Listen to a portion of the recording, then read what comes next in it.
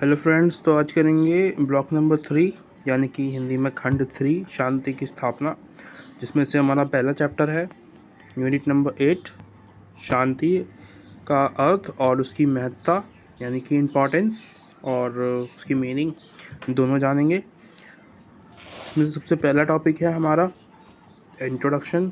सबसे ज़रूरी है क्योंकि ये अभी हमारे पास फर्स्ट टाइम आया है शांति। उससे पहले हम संघर्ष के बारे में बात कर रहे थे, है ना। तो उससे पहले हम जान लेते हैं कि शांति क्या होती है।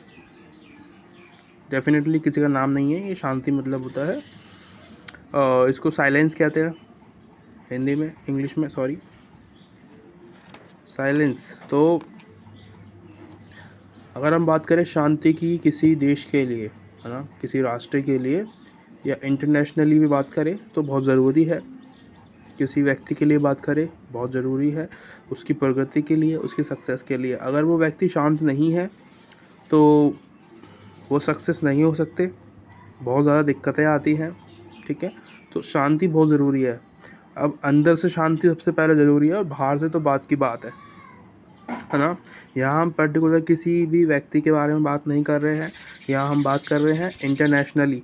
ठीक है, अंतर्राष्ट्रीय स्तर पर बात कर रहे हैं हम। हमारी शांति यानी कि हमारा देश और जो अदर स्टेट्स हैं उनके साथ, स्टेट्स बोलूँगा मैं या फिर आप समझ लो कि कंट्री, स्टेट बोलते हैं, है ना। तो इसमें क्या है,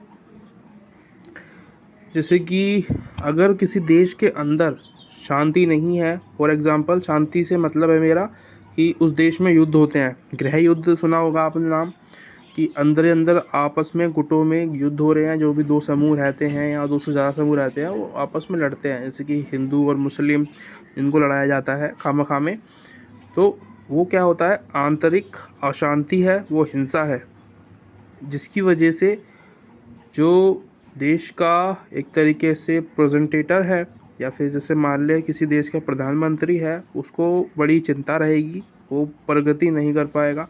ठीक है, उसको चिंता तो नहीं है, वैसे होती तो बात ही क्या थी, मैं एग्जांपल दे रहा हूँ। ठीक है, तो उस देश में कभी भी कल्याण नहीं हो सकता। ठीक है, सक्सेस नहीं हो सकता वो देश। उसके बाद परमाणु बमों ने ना शांति को और भी ज़्यादा ख़तरनाक कर दिया है ना। अब हमने सुना है परमाणु हथियार, तो शांति थोड़ी और ख़तरनाक हो गई है क्योंकि ये सबके पास नहीं है ना, संतुलित तो है नहीं। अब यहाँ पे क्या मांग होती है, जो भी देश है, जो विकसित देश है या विकासशील देश है और जो गरीब देश है, उन सब देशों का आपस में सहयोग होना बहुत ज़रूरी है, राइट।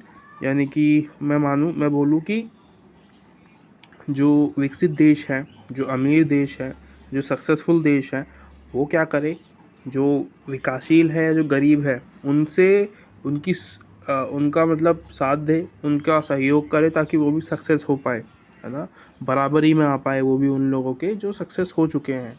पर क्यों चाहेंगे वो ऐसा, कभी भी नहीं चाहेंगे, है ना। कौन चाहता है कि कोई उससे बड़ा हो जाए, आज के ज़माने में तो कोई भी नहीं चाहता, किसी की अच्छाई कोई चाहता ही नहीं है। अगला है हमारा शांति की संकल्पना। शांति की संकल्पना से मतलब है कि जो हमने पहले भी बात की है, पीछे भी बात की है हमने, कि प्रगति जो है वो शांति मांगती है ना। यानी कि अगर व्यक्ति शांत है तो वहाँ उस देश में, उस जगह में, उस क्षेत्र में प्रगति होनी डेफिनेटली संभव है। और जो भी कला है ना, कला यानी कि आर्ट है, जैसे कि संगीत है ना, नृत्य है, डांस करना और मूर्ति बनाना, ये भी सब कलाएं हैं। तो इन सब के लिए शांति चाहिए होती है किसी व्यक्ति को। जो भी कलाकार अपनी कला बनाने की कोशिश करता है या उसको निहारने की कोशिश करता है, उसको शांति चाहिए, है ना। तो अगर उसको शांति नहीं मिलेगी, देश में दंगे हो रहे हैं, तो वो कहाँ से बना पाएगा, डेफिनेटली बात है ना। चलो आगे चलते हैं। शांति का अर्थ देखो, अलग अलग जगहों पे चीज़ों के अर्थ बदल जाते हैं, राइट। जैसे कि यहाँ पे ही मैंने एग्जांपल पढ़ा था एक, कि आप अगर शांति का अर्थ किसी पुजारी से पूछते हो, जो पंडित है ना, जो पूजा पाठ करता है, तो वो उसका अर्थ अलग बताएगा, है ना। उसका अर्थ धार्मिक तौर पे ही आपको बताएगा कि जो आजकल के जो लोग हैं वो भगवान से जुड़ नहीं पाते हैं, जुड़ते नहीं हैं, कोशिश नहीं करते हैं, क्योंकि उनके अंदर शांति ही नहीं है ना। अगर आप एक नॉर्मल व्यक्ति से उसी चीज़ को पूछोगे कि शांति का अर्थ बताइए भाई, तो वो उसको अलग तरीके से बताएगा। वो बोलेगा कि मेरी ज़िंदगी में तो यार शांति ही नहीं है ना। वो लड़की की बात करेगा, या फिर वो बोलेगा कि भाई सुख नहीं है मेरी ज़िंदगी में, शांति तो है ही नहीं। शांति का मतलब मेरी नज़र में वो है कि जिसके पास सब कुछ हो, पैसा, धन दौलत, है ना, और मन अंदर से शांत होता है उस व्यक्ति का। डेफिनेटली घूम फिर के वही बात आती है ना कि जब पैसा है तो शांति तो डेफिनेटली आएगी व्यक्ति के अंदर, इतना ज़्यादा भी नहीं कि इतना, लेकिन हो व्यक्ति के पास कि वो अपना भरण पोषण कर सके, अपने बच्चों का पालन पोषण कर सके, है ना। तो ये उसके मतलब ऐसा बोलेगा कोई व्यक्ति। अगर आप किसी पॉलिटिशियन से पूछोगे शांति क्या है, तो वो कहेगा कि मेरे देश में किसी तरीके का युद्ध ना हो, है ना, किसी तरीके का युद्ध ना हो, बाहर के देशों से मेरी किसी तरीके की दुश्मनी ना हो, उसको मैं शांति कहूँगा। तो अलग अलग लोगों के अलग अलग विचार हो सकते हैं डेफिनेटली। आगे है हमारा सांस्कृतिक परंपराएं। इसमें ना देखो कुछ नहीं देखना हमें, बस एक व्यक्ति है ये रे एशिडा के बारे में हमें पढ़ना है। बारे में नहीं पढ़ना, उन्होंने क्या बोला है हमें ये पढ़ना है ना। यहाँ पे लिखा हुआ है, उन्होंने हाईलाइट कर लेना अपनी बुक में कि उक्त तरीकों से शांति की संकल्पना करने में एक तरीके से दूसरे तरीके का विरोध हो सकता है। यानी कि उनका मानना है कि अगर हम शांति को किसी तरीके से कंट्रोल करें, ठीक करें, है ना, शांति को बढ़ाने की कोशिश करें, तो दूसरा जो तरीका है वो बुरा मान जाएगा, है ना। और यदि विद्वान लोग राष्ट्रीय अभिभाषणों में शांति के प्रयोग पर ध्यान दें तो ज़्यादा अच्छा होता है।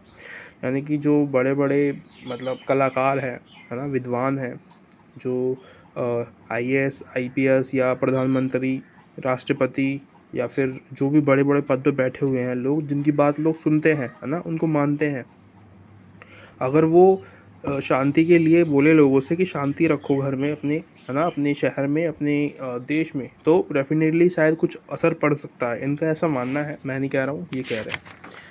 आगे चलते हैं, नकारात्मक और सकारात्मक शांति। अब देखो यहाँ पे दो तरीके की शांति है हमारे पास, है ना, यानी कि साइलेंस।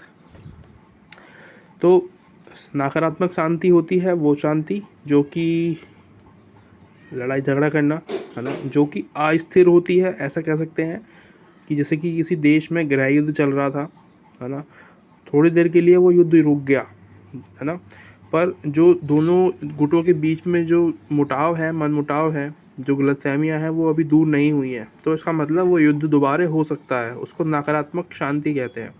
सकारात्मक शांति क्या होती है? जब दोनों गुट आपस में संतुष्ट हो, है ना, दोनों खुश हो कि हाँ हमारी मांग जो है वो पूरी हो चुकी है, अब हमें ज़रूरत नहीं है कुछ और प्रदर्शन करने की या हिंसा फैलाने की, है ना। तो इसके अंदर वही है, नथिंग स्पेशल। सकारात्मक के बारे में यहाँ लिखा है और नकारात्मक के बारे में यहाँ एग्जाम्पल दिया हुआ है श्रीलंका का, जो मैंने आपको बताया था, गृह युद्ध, ठीक है, सिंघली और जो श्रीलंकाई लोग थे, तमिल लोग थे, सॉरी, उन लोगों के बीच में जो हुआ था, आपने पढ़ा होगा 10वीं शायद 11वीं क्लास में। इसके अलावा ये शांति के प्रारूप कुछ भी नहीं है इसके अंदर। थोड़ा बहुत यहाँ देख लेते हैं। उप अंतर्राष्ट्रीय शांति योजनाएं। तो शांति योजनाएं, इसका मतलब है जो व्यक्ति है ना, व्यक्ति को सबसे पहले अपने अंदर के संघर्ष को कम करना चाहिए। इससे मेरा मतलब क्या है, मैंने अभी थोड़ी देर पहले भी आपको बताया था, एग्जांपल दिया था कि देश के अंदर शांति होना बहुत ज़रूरी है ना। अगर देश के अंदर शांति है तो वो जो देश है वो प्रगति कर सकता है और डेफिनेटली वो आगे बढ़ेगा। अगर दूसरा देश, अगर हमारे खुद के अंदर देशों में, खुद के परिवार में संबंध अच्छे नहीं हैं, संघर्ष है, तो कुछ नहीं हो सकता। हम बाहर के देशों से डेफिनेटली डरेंगे, है ना, बाहर के लोगों से हमें डर लगेगा ही लगेगा, क्योंकि हमारे साथ में कोई है नहीं। हमारे साथ वाला जो लोग हैं, जो हमारे अपने हैं, वो ही हमारे साथ नहीं है, यानी कि हमारा देश। आगे हमारा आता है अंतर्राष्ट्रीय शांति प्रणाली, शक्ति के वितरण पर आधारित है। तो यहाँ पे बहुत सारी चीज़ें दी गई है, बहुत सारी चीज़ें, है ना। मैं सबको एक करके बताऊँगा तो बहुत ज़्यादा टाइम लग जाएगा। तो पहला मॉडल बता देता हूँ मैं। एक इसमें ना 3 मॉडल दिए हुए हैं, राइट। तो तीनों के बारे में बात करेंगे जल्दी जल्दी।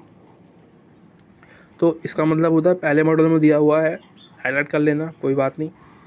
पहला मॉडल में दिया हुआ है कि शक्ति किसी एक व्यक्ति के हाथ में पहुंच जाए, है ना, किसी जो भी देश है ना, उसके हाथ में हो तो क्या होगा कि पूरे रास्ते में, पूरे इंटरनेशनली, पूरे विश्व पे वो कब्जा कर लेगा, ठीक है, उसका राज होगा। तो फिर क्या है, शांति ही रहेगी, कोई उसके आगे सारी नहीं उठाएगा, है ना। अगर दो गुट होंगे सामने, आमने सामने, तो वो दोनों आपस में लड़ सकते हैं, पर अगर एक ही हो तो वो लड़ेगा ही नहीं, उसको ज़रूरत ही नहीं है, क्योंकि वो पहले से ताकतवर है, तो या उसके सामने कुछ बोलेगा ही नहीं। अगला आता है हमारा ये वाला मॉडल, ये सबसे अच्छा लगता है मुझे, बराबर वाला मॉडल।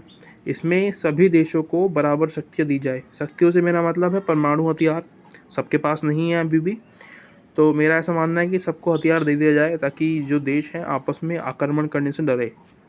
अगला आता है हमारा ये दूसरे देशों के प्रति मतलब कि उनसे बचने के लिए ये उपाय हैं, ऐसे कुछ नहीं है इसमें कि अपने देश के अंदर परमाणु फोड़ दो।